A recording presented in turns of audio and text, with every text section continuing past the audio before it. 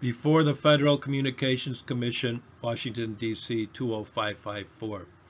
In re complaint of Stephen W. Carlson, Steve Carlson, U.S. Senate nominee, Independence Party of Minnesota, against station WCCO-CBS TV in Minneapolis, Minnesota Public Radio, NPR, National Public Radio in St. Paul, Minnesota, Al Franken for Senate Campaign 2014, and Mike McFadden for U.S. Senate Campaign 2014. St. Paul, Minnesota. Complaint. This is a complaint of violations of 47 U.S.C. 315 equal time provisions by stations WCCO-CBS TV in Minneapolis, Minnesota Public Radio, NPR, National Public Radio in St. Paul, Minnesota, Al Franken for Senate Campaign 2014, and Mike McFadden for U.S. Senate Campaign 2014. This is in addition to and conjoined with the October 1, 2014 complaint of violations alleged against Al Franken for Senate Campaign, Mike McFadden for Senate Campaign, Duluth News Tribune, which broadcasts a debate on its website, Duluth Area Chamber of Commerce, and Northland News Center, My9 TV, NBC station in Duluth, and the Uptake, St. Paul.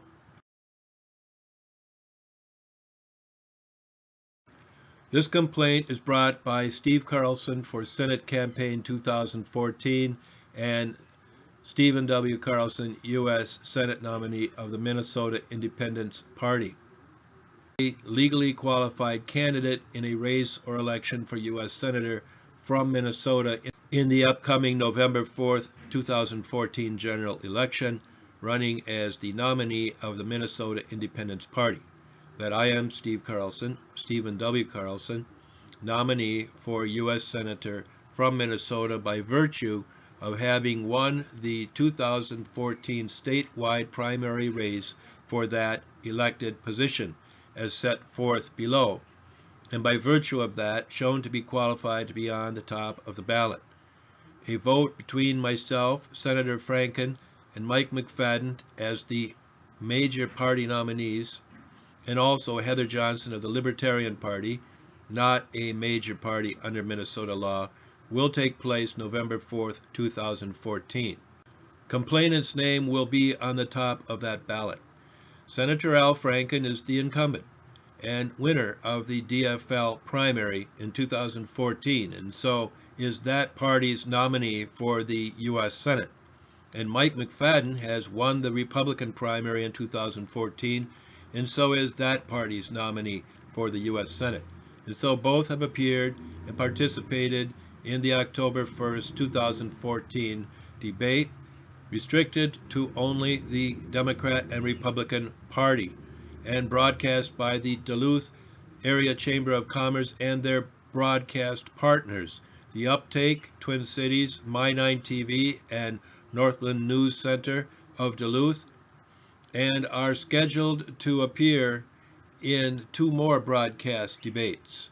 One scheduled for October 25th or 26th, 2014 on WCCO TV, the Minneapolis CBS affiliate, and its affiliates throughout the state, and the other scheduled for November 2nd, 2014 on NPR Radio, the St. Paul affiliate of National Public Radio, and its affiliates throughout the state. The broadcast of all three of these debates constitutes use of the public airwaves to give away free airtime consisting of the debate and related programming, which broadcast is regulated by the Communications Act of 1935 as amended, and by 47 U.S.C. 315, also known as the equal time requirement of the Act, and are at the core of this complaint.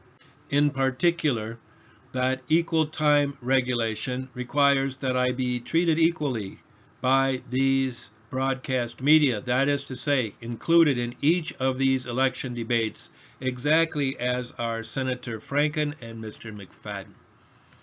That this giveaway of this free airtime is perceived to and does have a tremendous impact on the voters' decisions on November 4th.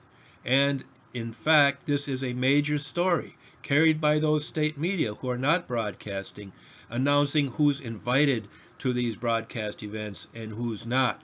All media recognize that potentially in a close race, eliminating myself and Hannah Nicollet, the IP nominee for Minnesota governor, from these public debates casts them in a negative light, hurts their name recognition, and gives a windfall advantage using taxpayer-supported public airwaves to those who are included. In this case, Al Franken, a celebrity TV personality and comedian, and Mr. McFadden, who is supported by the U.S. Chamber of Commerce.